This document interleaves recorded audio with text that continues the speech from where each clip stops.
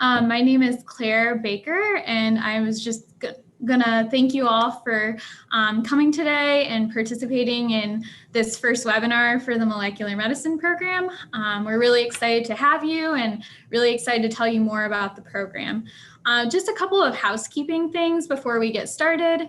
If you have any questions throughout the presentation, please put it in the Q&A. And we will address those questions at the end of our presentations in a separate Q&A time. And if you want to vocally ask a question, we can accommodate that if you just ask again in the Q&A once we get to that portion, and we can unmute you and allow you to ask your question and introduce yourself. So today we have Dr. Jonathan Smith, who will be presenting. He's the director of the molecular medicine program. And then Katie Troicki is a current student, and she'll touch on a little bit about living in Cleveland and basically the student experience. So I'm going to hand it off to Dr. Smith. Thank you, Claire. So we started this program in 2007, and even though it's accredited through CASE, and part of the Case School of Medicine, the classes actually take place at the Cleveland Clinic in our Lerner Research Institute. But you're able to do your thesis research in any Case faculty member's lab as long as they become a trainer in our program. So, okay. So what are the goals of our program? Essentially, they're to train scientists to effectively perform translational research and for diverse careers in biomedicine and related areas. And we want to train our students to think creatively and to plan and perform rigorous scientific studies. And finally, we want to integrate medical knowledge into graduate student education so students can understand the medical impact of their research and learn medical vocabulary that allows them to communicate effectively with physician collaborators. So how do we achieve the goals of our program? Well, we started off with a unique curriculum that was designed specifically for this program, and that starts with human physiology, so that you can ground all the molecular and cellular coursework you're going to do later back to human organ systems and human disease. And we have a wide variety of trainers available who focus on translational research. In addition to your thesis advisor, you're going to have a clinical co-mentor who directs you independent study clinical experience. I'll describe a little bit more later. And I was also on your thesis committee to help you always remember the translational focus and the human impact of your research. And so we combine the resources of two outstanding academic research organizations, the Cleveland Clinic and Case Western Reserve University. And when additionally, we have a program within the program for physicians who are doing their residency or internship to get their PhD. And so they're integrated into some of your classes, and they also help with the medical knowledge because they provide a lot of it for in your classes. And then we have a career development program to help you prepare for diverse careers. So I'm going to go into the curriculum outline. Our program starts in mid-July. Actually, the orientation next year will start on July 6th. And the classes will start the following week on July 12th. So in the summer of your first year, your regular classes are in the morning from 9 to 11, basically 5 days a week.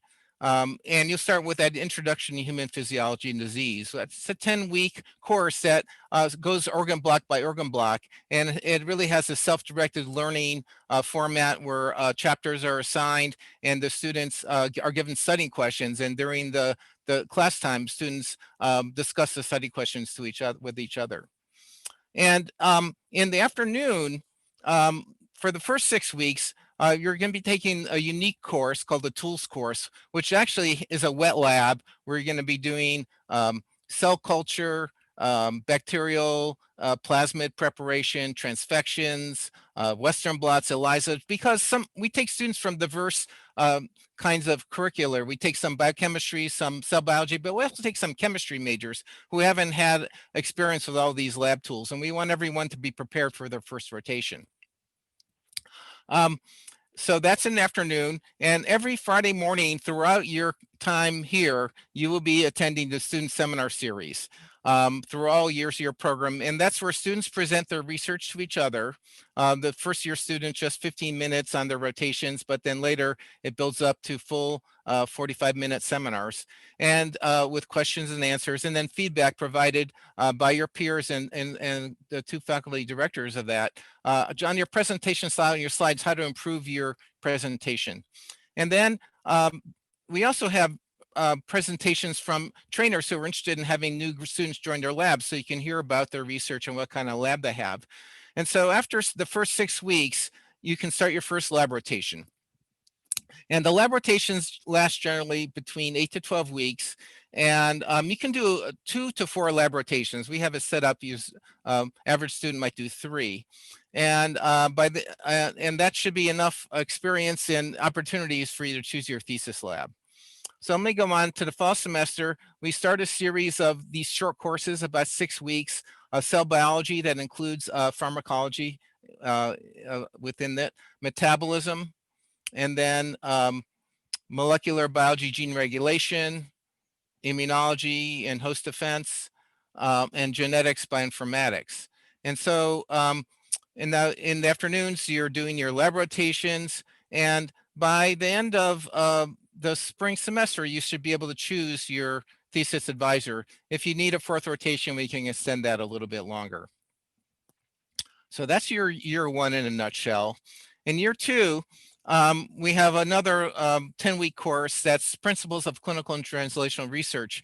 This includes learning about the process in drug testing, clinical trials. It includes reading a lot of clinical literature, and then it includes an extensive research bioethics section, and then a final section is in epidemiology and biostatistics, and it goes into quite a bit of detail, more than you need in the first year, and includes use of R, the programming language, statistical language. So you're going to be all learn how to use R as part of your core curriculum.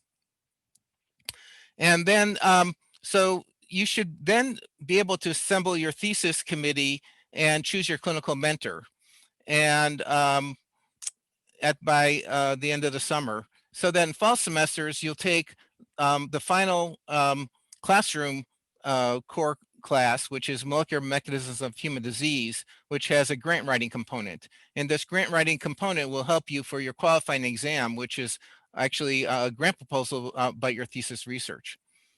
And so you'll have your first thesis committee meeting in the fall, and you'll sort of introduce your research to your thesis committee. And then in the spring semester, you'll be doing the independent study clinical experience. And so let's say your research is on developing a high temperature resistant insulin, so it can be used in developing countries without refrigeration. Your clinical commenter might be an endocrinologist who treats diabetics, and then that clinical mentor will help you design many different kinds of opportunities to observe inpatient procedures, outpatient procedures, pathology, et cetera. So there's you need to log 30 hours of different types of experience, and it has to get approved by not only your clinical co-mentor, but there's a director for this course who's will approve your plan and get your final report. And so in the spring semester, then you'll have your qualifying exam, which is an oral, it's a written proposal and then oral defense that includes being responsible for material not just in your proposal, but also throughout your core curriculum. And of course, you'll continue always with your student seminar series in your thesis research.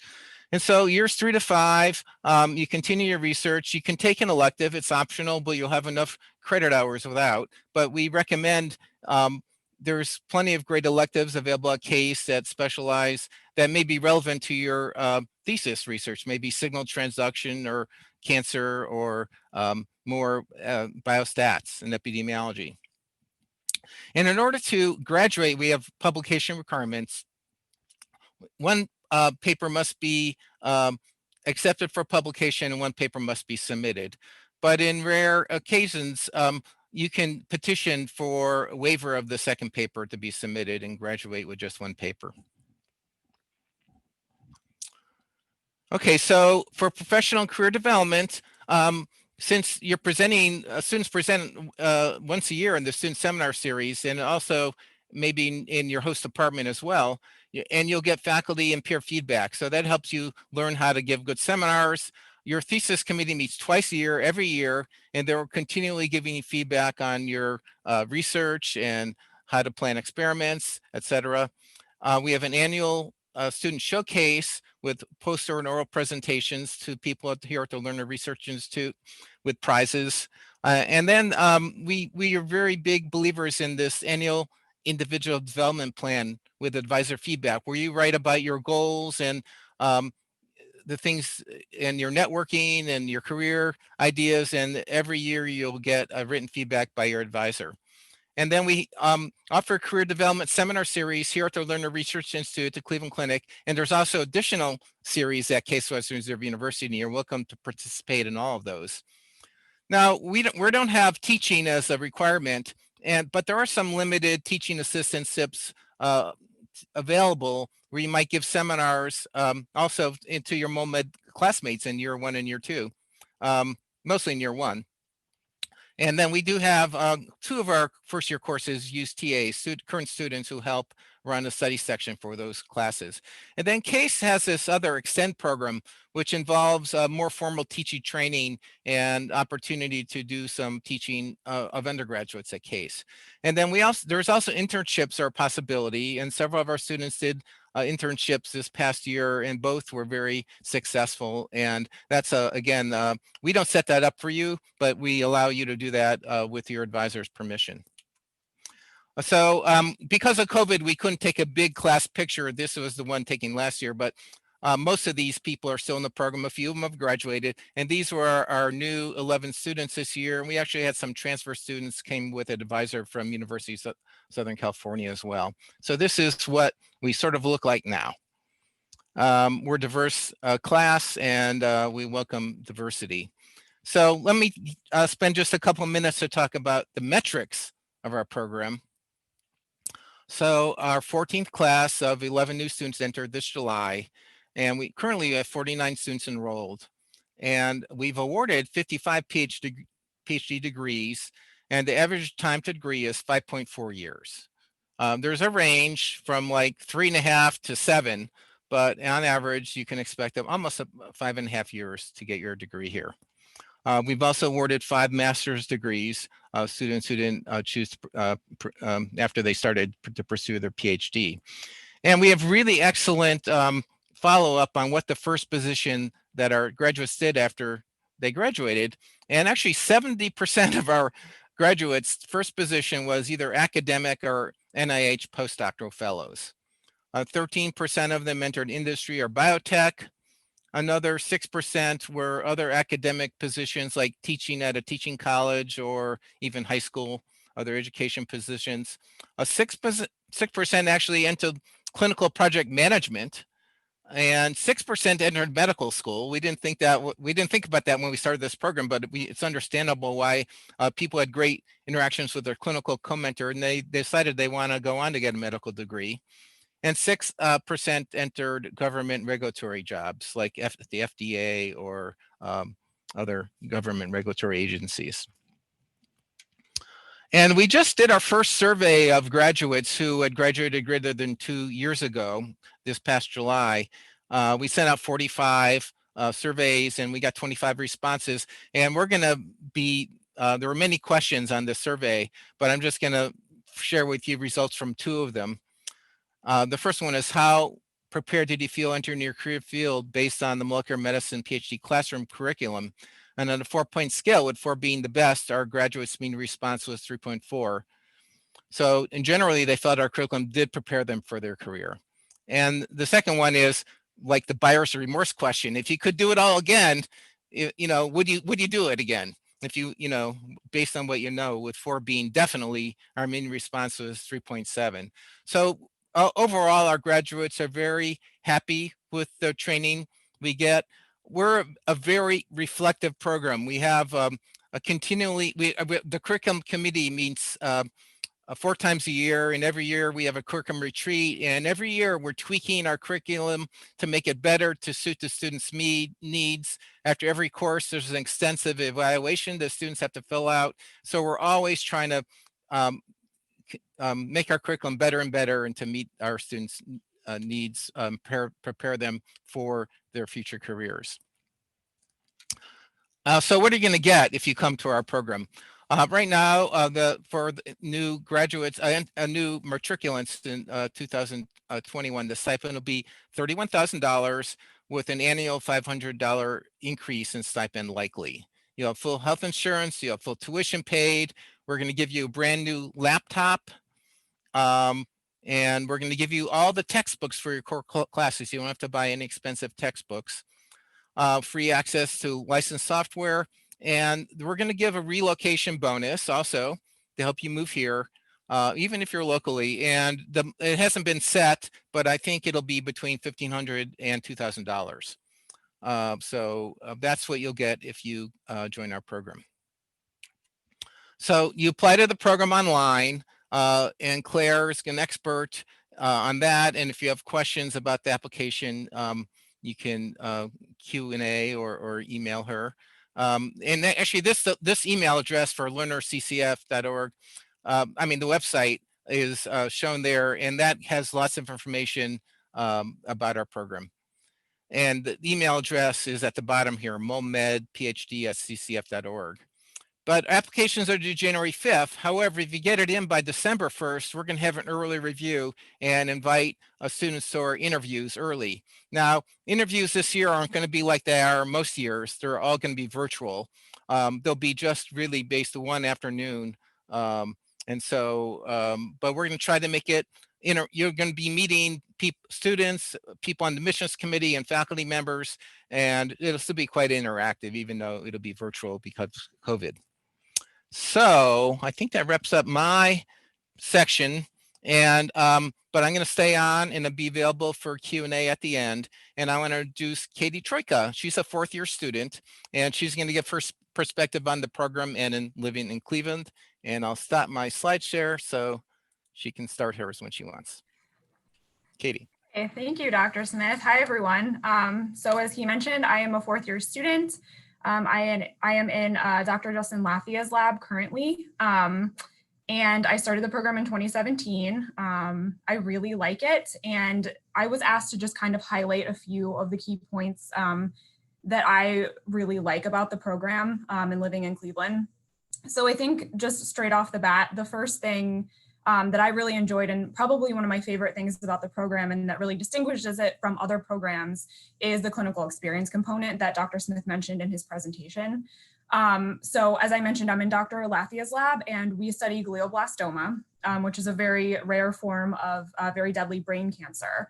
And for my clinical experience, I was actually able to go into the clinic and shadow several different types of physicians. So I spent a couple days with a radiation oncologist. I spent a couple days with a pathologist. I was actually able to go and shadow a neurosurgeon and see a tumor resection in the OR. And I also saw just general oncology for, a couple different types of cancer. But I really think that this needs to be highlighted because it's such a unique component of this program that I really didn't see in other places when I was applying to different programs around the country. And I really enjoyed being able to have that one-on-one experience with patients, and it made it a little bit more personal for me. I was able to interact with these people who are actually struggling with the disease that I am studying. And so I just think that it's very motivating when you see these people in the clinic, and it makes it much more relevant to the work that you're doing. You're able to better understand really the barriers that these people have to not only their care, but the treatment and the emotional component of that. And I think that's really, really important. And I think it's something that you kind of miss out on and you start to forget when you're in the lab too long. And I have actually continued my clinical experience throughout my time here. So, you have a number of hours that you are required to do for the clinical experience, but I have kind of extended mine out. And I intermittently interact with those physicians and keep in touch with them because they help me, with other things as well. One of the really cool things is that our lab has been able to spin out a couple of clinical trials from the work that we've done. So I was actually able to see a couple of those patients in the clinic and learn a little bit more about the mechanism of action of those drugs and how they're working, things like that. So I think right off the bat, that was the biggest draw for me, and it's still the biggest draw for me. And I'm really glad that I chose this program because of that. I think it's a really, really huge benefit. I think the second thing that I kind of wanted to touch on was really the quality of the training that I feel like I have received here. So as Dr. Smith, I think, mentioned, we have really small class sizes. So my class started out as a class of 7. And then later on, we got 2 PRISM students. So overall, it was a class of 9 eventually. But I think with the smaller class sizes, you really get that individualized attention that you can kind of lack in other places where you kind of get lost in the shuffle of all the other people. There are a ton of labs to choose from here.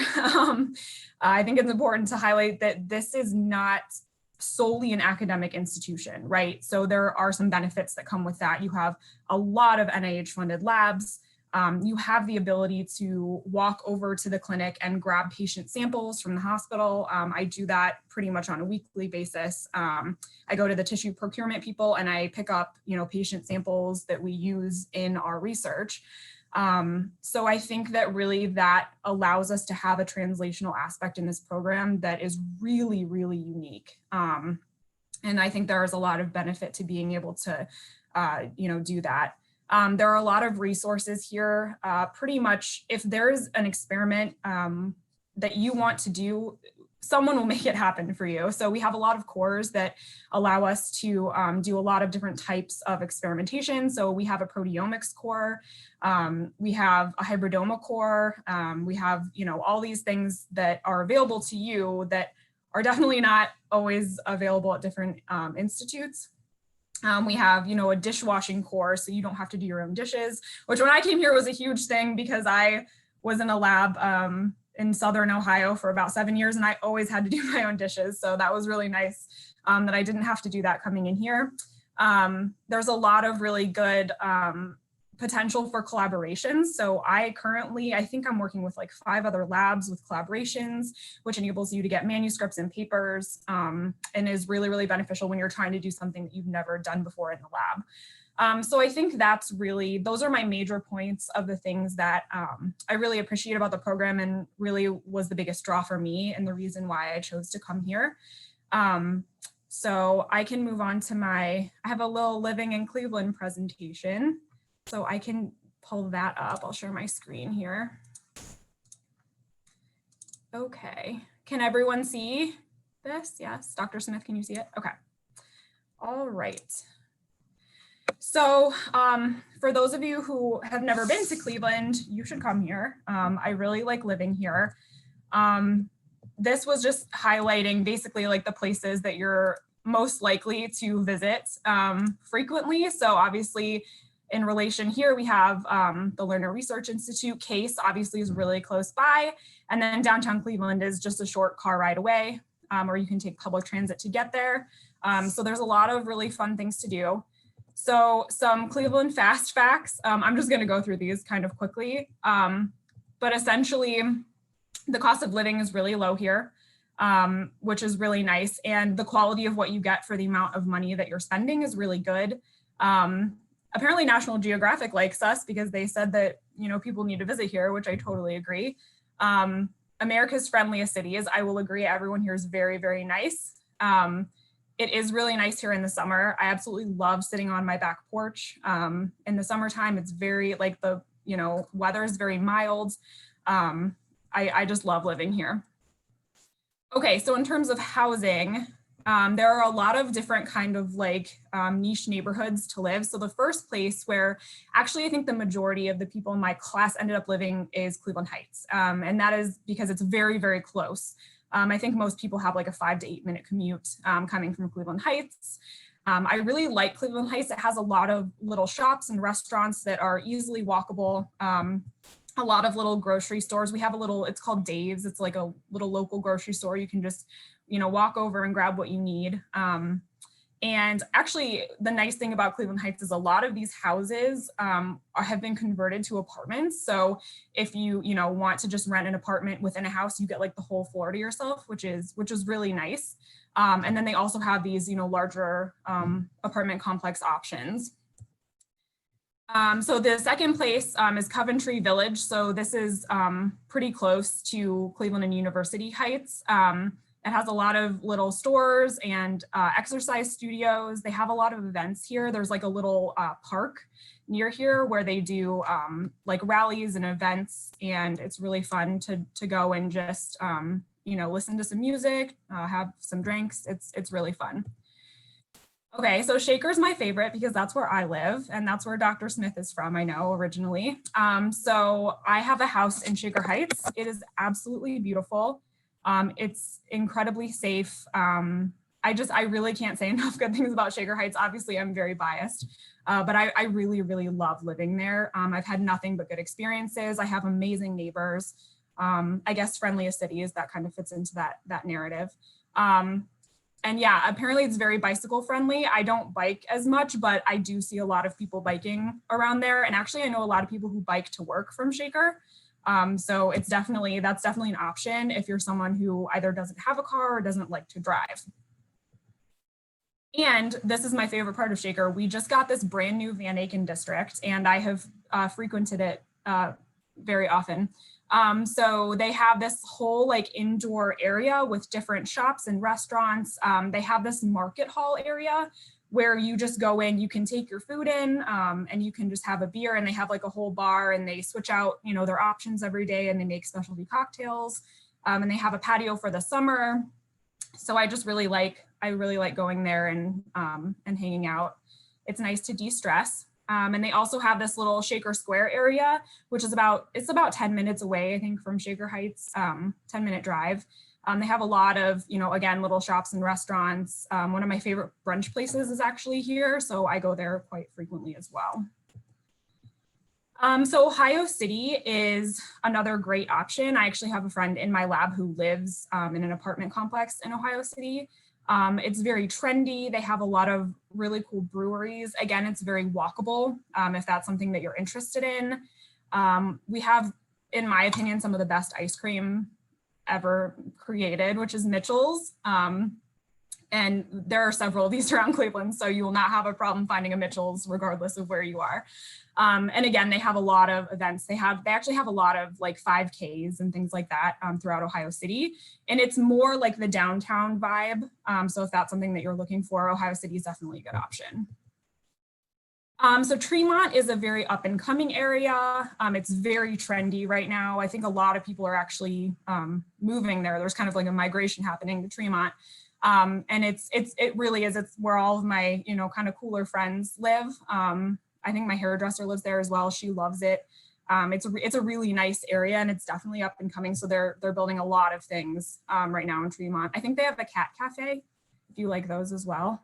So I've been to that cat cafe. It's really great. And then finally, we have Lakewood. So I think a couple of the girls in my program actually have apartments on the water, and they are absolutely beautiful. So if you want to be near the water, the apartments are very affordable with great views, really, really nice. And they do have, I don't know the current situation because of COVID, but they do have this Edgewater Live kind of festival every year. It's really, really fun. It's a chance to just hang out and listen to music and relax a little bit. So Lakewood is also a really nice area to live. Okay, so in terms of transportation, the great thing about Cleveland is it's very transportation friendly. So we have a lot of public transit. If you don't have a car, again, if you don't want to drive, I have a friend in the program who hates driving. So she actually takes the public transit every single day to work because she just driving makes her nervous and she doesn't like it. So this is definitely an amazing option. There are routes that go all over the place, and it's very, very affordable. I believe there's also, there are semester pass discounts that are offered through CASE, so you can get, one ticket for like the whole semester and just use it. And I guess you can go to Little Italy, which is amazing. They have great pizza, so highly recommend going there. So yeah, this is just highlighting basically the different areas where the public transit goes. And then Case Western also has its individual shuttle system. I have not used this, but I hear good things about it. Someday when my car inevitably breaks down, I'm sure that I'm going to have to use this. But again, it's very, very transportation friendly. Okay, so for anyone who's interested in fitness, we have actually quite a few options in the area. So we have the Veal Center. So they have a pool and, you know, everything's kind of highlighted here. Tennis courts, indoor tracks, cardio exercise rooms. So this is a really good option, especially for people who want to do more like laps in the pool. And I think I had a friend who was actually doing triathlon training here. So this is a really good place to do that too. So Walker is actually the Cleveland Clinic affiliated gym. So we all get free memberships. So when you join the program, you'll automatically be enrolled and you can get a free membership for Walker. It's a really great option and it's very close. So you can, you know, at the end of the day, if you just want to walk over there, it's literally like a block and a half away. So that's also a really, really good option. One-to-one is the Case gym. I actually have a membership to one-to-one. It's my personal favorite, mostly because I really like the group exercise classes. So I do like yoga and HIIT and all those kind of things. So I really, really like, I pay for it. So you have to pay for it. It's not free, but I think it's only like $150 for the whole semester. So I personally choose to pay that just because I think it's worth it. But again, if you don't want to pay that, you have lots of other options that are free to you.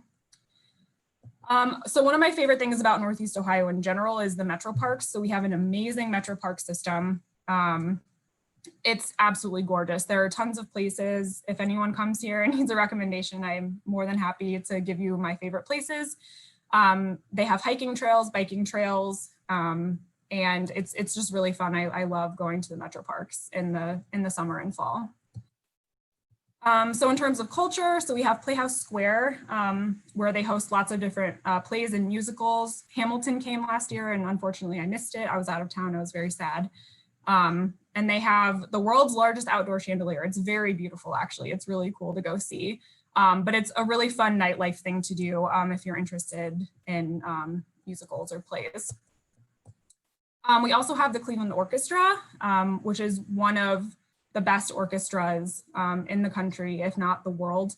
And they play in lots of different venues. So down here, this is showing Blossom, which is really closer to Akron, which is about 30 minutes south of Cleveland. But they have this beautiful outdoor venue and the acoustics are amazing. And I would highly recommend experiencing it at some point if you come here.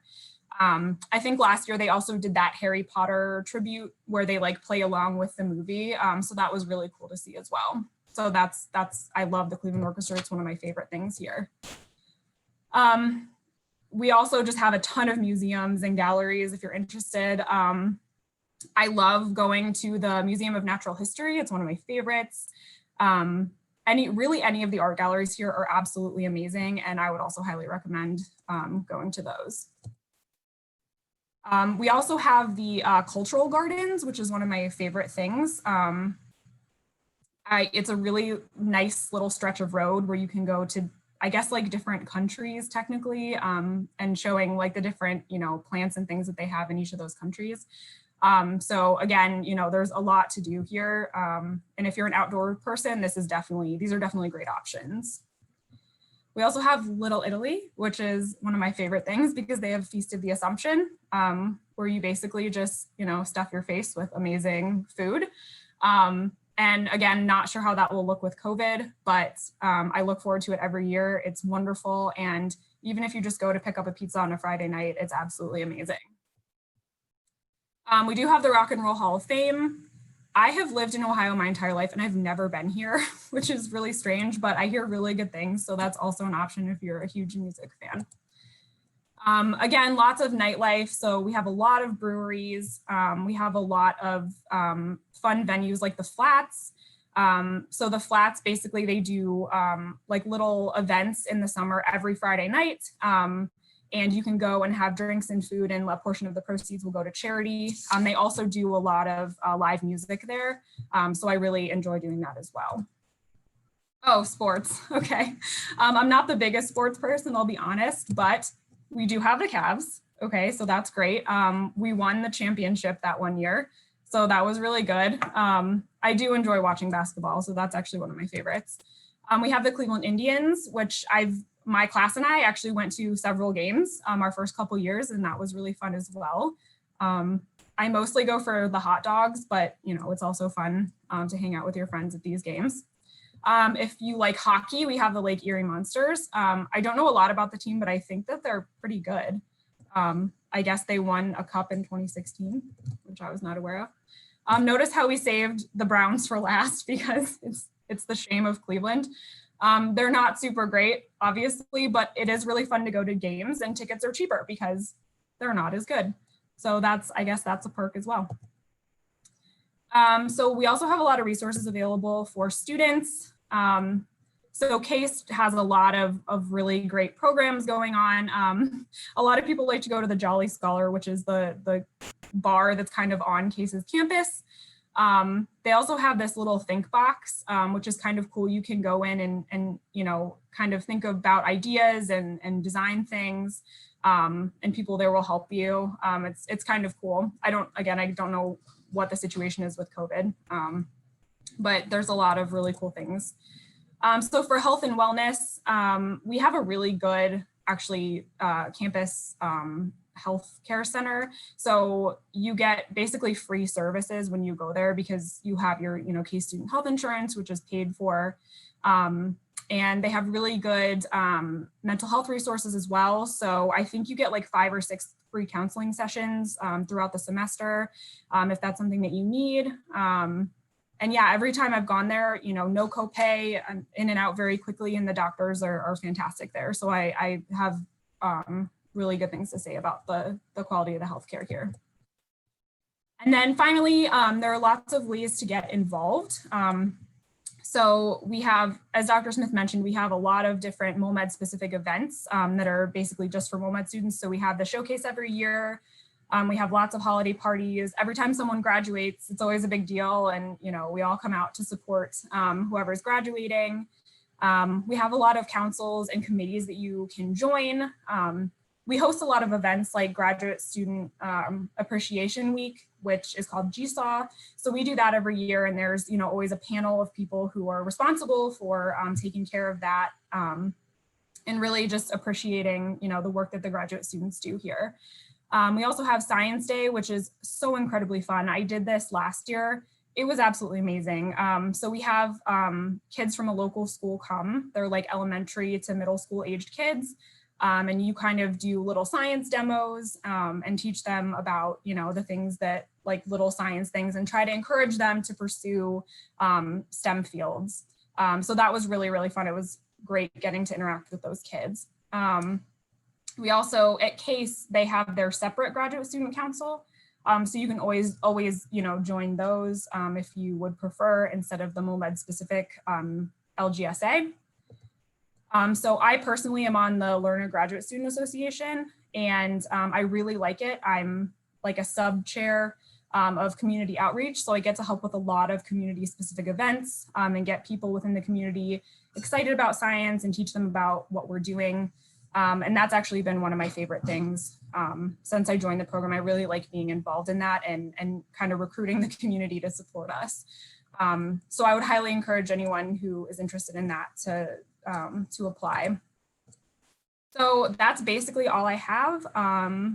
If I haven't plugged Cleveland enough already, it's a great place. I really like living here.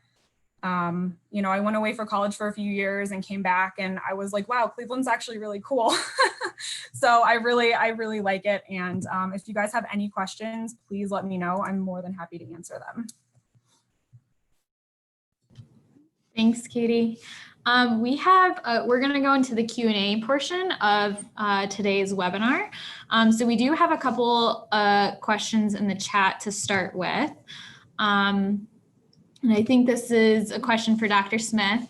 And the person asked, if an applicant did not take some of the prereq classes that are required on the application, is there a way that, that can be waived or, a way for them to still count like the courses that were similar to what is considered a prereq. Right.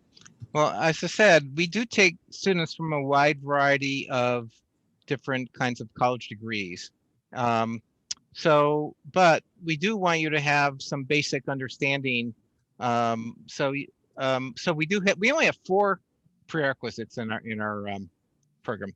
Some general biology, and that can be substituted with other biology classes. A chemistry, general chemistry, biochemistry, and organic chemistry. So it's a little bit of focus on getting the chemistry because we're going to teach you the cellular, molecular genetics ourselves, and so it's advantage if you've had that in college, but if you haven't had that in college, you're going to get it here. So most of our grads come in with either biology, biochemistry, or chemistry majors. And if you have one of those 3 majors, you probably have taken other prerequisites. So, but we've had a couple people who were really excited about our program this time of year, and they didn't have organic chemistry. And so what we told them is that they should be enrolled. They should take organic chemistry course in the spring semester, or even sometimes they can get in the summer, they can take an organic chemistry. It's just that as a summer course, it should be ended before our program starts in mid-July. So that's the kind of recommendation I can give you. Okay. We have another question from Taylor. Are there opportunities for travel grants? Okay, so first of all, what are you going to travel for? You're going to travel to go to a scientific meeting or conference.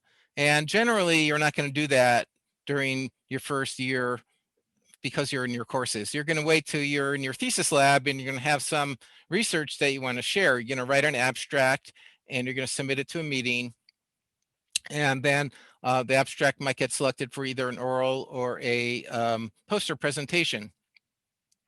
So those meetings are going to be paid for mostly by your principal investigator, your thesis advisor, out of the grant money that person obtains. So you're not on. So you're gonna put an abstract in, with your consent and advice of your thesis advisor, and if it gets accepted, then I expect that they're going to pay for you to go.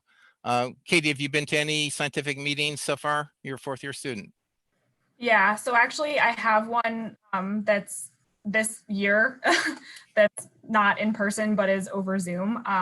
And although there are not travel fees for it, there is a registration fee. And Justin did pay that registration fee for me. Yeah. So you won't be paying for those meetings out of your pocket. Your advisor will pay for you as long as he or she is thought it would be a good idea for you to attend. So I say almost all of our students attend several scientific meetings throughout their time that they're here. And after COVID, most of these meetings will be in person again. We've had several students also even go internationally for meetings. So it all depends on what the project is and how the funding is in that lab and if there's funds available. Students can apply often for those meetings. Most meetings have trainees can apply for a scholarship that partially pay for it as well. And so it might be based on, your abstract score or whatever, but a lot of the meetings I go to, trainees also get either $500 or $1,000 from the meeting itself to help defray the cost. That's a good question. All right, thank you. We have another couple more questions here. So we have a question from Allie who wanted to ask if international students are welcome to apply and how kind of international students are helped with the transition into the program. Okay, so I have to say we do take international students, but we don't take that many of them. We take on average only about 1 a year. And so we're really, the bar is very high for international students. It's easier if you're already in the country, like did college here, and then we can interview you easily. But even we've interviewed people from overseas on phone, and some of those people have done very, very well in our program. And so basically, CASE, Western Reserve University, steps up the visa for students. And after that, it's pretty much like normal for all the other students. I would say there's not a big distinction except for you're on the student visa. But but if you're, so we're really, for international students to be considered, you really have to be a top student. That's what we're looking for. All right, we have another question from Taylor, who's asked said that the applications are in by December 1st and that there's an early review process. And she wants to know if, does this mean that the students will receive an offer for interviews before the students that apply by the later deadline? Exactly. So the admissions committee will read those early applicants first, and based on those, we'll already make interview offers right away without waiting for all the rest of the applicants to come in. So you get priority review, priority invitation to interviews. And I'll just add to that we will be the admissions committee is going to be reviewing it very quick after that December 1st deadline. So that will, we have an interview day scheduled for December 17th. So it's going to be a bit of a quick turnaround. So just keep that in mind as you're submitting your application. Additionally, I want to note too that when you submit your application, you can do so without having your recommendation submitted. However, to be considered for that December 1 early application date, we encourage you to really make sure you have all your recommendations in so you can be considered. And so what are the dates of the interviews after the one December 17th? Do you remember? Yeah, so the final deadline is January 5th for all applications. And then the other interview days, again, all of these interview days will be virtual, are February 4th and 5th. And if we have a lot of applicants, we may open up an additional interview day at the end of February. But definitely the December 17th, February 4th, and February 5th. Okay, great. Okay, we have some more questions here. So from Vanny asks, will there be help choosing thesis topics? Okay, so I went really quickly. So during the first 6 weeks here, you're taking physiology and tools, but we sneak in this 1 hour period during lunch where you're going to hear from 2 trainers who are going to introduce their lab and what they're studying. And so a day. And so you're going to hear maybe from 30 different trainers who are interested in taking students in their lab. And so that's one way how you can learn about thesis projects. But then you can just go online and you can go to the website of any CASE faculty member. And CASE faculty members are found at the School of Medicine, on the CASE main campus here at the Cleveland Clinic, and also at the VA hospital and also at Metro Hospital. And anyone who has a faculty appointment can be a thesis advisor. If they're not already a trainer in our program, you can help them apply to become a trainer in our program. So you're really not that limited like you would be if you were just, let's say, in the Department of Physiology and you had to pick among just, maybe the 20 faculty members in that department. Here, it's really interdepartmental. And so you really have an open door. And so there's a lot of opportunities. And then I give a lot of advice to Justin Lafayette, who's associate director and Katie's mentor. And I give a lot of advice to the first year students. We know who good mentors are and who bad mentors are, or not bad, but who good and average mentors are. And so we if you tell us what you're interested in, we'll help steer you to a good experience. And that's what the rotations are. They're about not only learning about the field, but they're about learning about the lab culture and the personalities.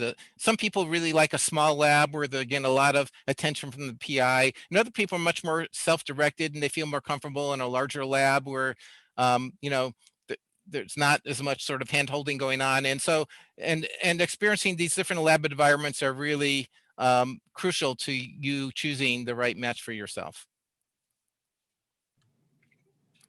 The next question we have, I'll take. This is about the English proficiency requirement that CASE requires. So the question is there a possibility to waive the TOEFL? And there is.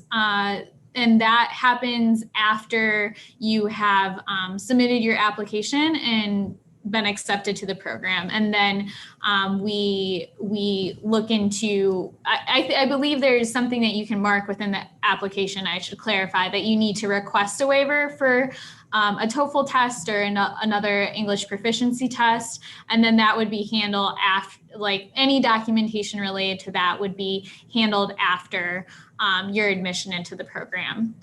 Specifically, this person asked if they earn a master's degree from a U.S. educational institution, there is the possibility for a waiver. Yeah, I think the case policies, and I'm not reading it now, but if you attended a college or a master's program that was taught in English, I think that's enough to give you a waiver. Yes, that's correct. As well as I believe there are, if the country that you are from is the primary spoken language is English, then Right. I believe that's also an option. Right. Katie, this question is for you. Malak asks, how does your schedule look like the last 2 years of the program? Or I guess, sorry, not quite you, but how long are you in the lab? What time does your day end? I think Dr. Smith could probably touch on that a little bit, and then Katie as well, if you have anything additional to add. Well, let's start with the students. What kind of hours do you keep in the lab, Katie? I think it's really variable. Unfortunately, it's kind of hard to answer that question. I mean, science is not always a 9 to 5 job. I mean, sometimes, it's 9 to 3, sometimes it's 9 to 11 p.m. It really is dependent on the experiments that I'm doing that day, how my cells are doing, what I have planned. I would say the majority of the time I am pretty much working like a 9 to 6-ish schedule. So it's not, it's not like, 7 a.m. to, 7 p.m. every single day. I have shorter days, I have longer days, but in general, I work 8 to 9 hours a day, I would say. And the graduate program is a full-time job. You're getting paid, you're getting a stipend. So we don't allow you to take another job while you're in our program. We expect you put in a lot because you're gonna you need to publish to graduate, and it takes it's hard. Journals these days, the bar has gotten harder, higher and higher. The number of different types of experiments you need to do to prove your hypothesis is increased, and the methods are more sophisticated. And so where something from 10 or 15 years ago was enough, now the reviewers might ask for more. So it's graduate school isn't easy, and especially I have to say the first year with the coursework and the rotations, that is a really rigorous, arduous year. A lot of reading and studying, and so year one is it can be quite stressful. But we really want to have you master the skill sets that you need to succeed in research, and so it pays off. And I think the longer when you become a year 3, 4, 5 student, most of that is then it's self-motivated, and the schedule you keep is sort of dependent on the experiment, like Katie said, and and your advisor in expectation. But I think Katie's schedule is pretty common for our graduate students to work, like 9 a.m. to 6 p.m. type day. I think that's a pretty common schedule for our grad students.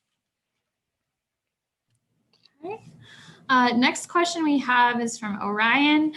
They ask, how many applications do you typically receive each cycle? I think last year we had around 120 applications started, maybe only like 90 completed applications at the end. That sounds right to me. And we interviewed like a little over 30 students. And like last year, we accepted 11 into our first year class. So I'm expecting that we'll get somewhere maybe around 80 to 90 applications completed this year, but it varies from year to year. Okay. Next question we have is from Taylor. Since COVID-19 has disrupted life around the country and the world, how has the Lerner Research Institute and the Cleveland Clinic adjusted to allow their students to continue on with their PhD work? That's a great question. I mean, every learning institution has had this. I'm going to raise my mask. The Cleveland Clinic, we had about a 2-month period where almost everyone, except for essential workers keeping the mouse in the cells alive, were working from home. And then we pretty quickly moved to phase 2, and we have a very rigorous mask policy. So everyone outside their private office who's on campus must wear a mask at all times, except for there's some eating areas where people are spaced out but from each other, but can take off their mask to eat. So we're handling it pretty well. We haven't had, even though we're a hospital, and we also have temperature check stations. There's limited entrances in the Cleveland Clinic right now because of that, and you get your temperature checked every day. In case campus has similar policy, and there's a self check-in you have to do before you enter case campus now. I think we've handled well. Our classes were all online for a while, but now for our first year classes, the physiology was done all via Zoom, but the other classes have started to meet again on campus. We're in a really large room where there's social distancing and mask wearing for, there's like say 11 students in physiology, in the cell biology classes going on now, 11 students, but we're in a room designed for 32 students. And we also provide disinfectants so that people can wipe off their desk before they sit down even. So I think we're handling it well. There's a new surge going on, so we don't know what the future will hold, and we might go back to having all classes by Zoom in the future. We're prepared for that if we need to do it. As far as lab work, there was for a while when only essential workers could come in, that did slow down research for sure. And now, and what we've done to allow people to get back to the bench is we've done some shift work where people have been sort of taking more evening and weekend shifts so that you can still work in the lab, but not as crowded, and you wear a mask in the lab. So Katie, do you want to comment anything else on working in COVID? I mean, I think it depends based lab to lab. Our lab is pretty large. So we have started working in shifts because there's about 15 of us currently. So, I'm in the morning shift, so I come in, from like 9 to 2 or whatever, and get done what I need to get done. And then the second shift comes in. So I actually think even with a large lab, we've been handling it pretty well. Okay, so we're only like a couple minutes left. So Claire, do we have other questions, or can you prioritize? Yeah, there's one question that we can end with, and then there's a couple of questions in the Q&A still, but we will address those via email. Don't worry. So we'll get your questions answered. But the last question for today's webinar is, what is the percentage of successfully defended dissertations? Okay, so I mentioned in the metrics that we've graduated 55. Everyone who's given a thesis defense has passed the thesis defense, but not everyone who starts our program gets a PhD. Some have mastered out. And generally, it's those students, they really don't love research. They've started, they thought they did, but they really don't. And so they can get a master's after their second year. And but it's a terminal degree. You can't continue on after a master's to get a PhD. So we've had 5 of those. So in 55, so I guess that means we have an 11-to-1 ratio of PhDs over masters, and everyone who stayed on has received a PhD. Okay, good. So it's been really great talking to you virtually, and Claire will make sure that the rest of the questions are addressed, and I showed you the email and our website, so we're really looking forward to seeing your applications. And this session has been recorded, so it will be available for you to review after probably about tomorrow or Wednesday. So we'll have that on our website, and I believe we'll have an email that will be sent out to everyone as well. So don't worry if you missed something, you can watch it back. And again, feel free to contact the MolMed email, and we can address any application questions or any questions you have about the program. All right. Thank you so much, everybody, and we hope you all have a good day today.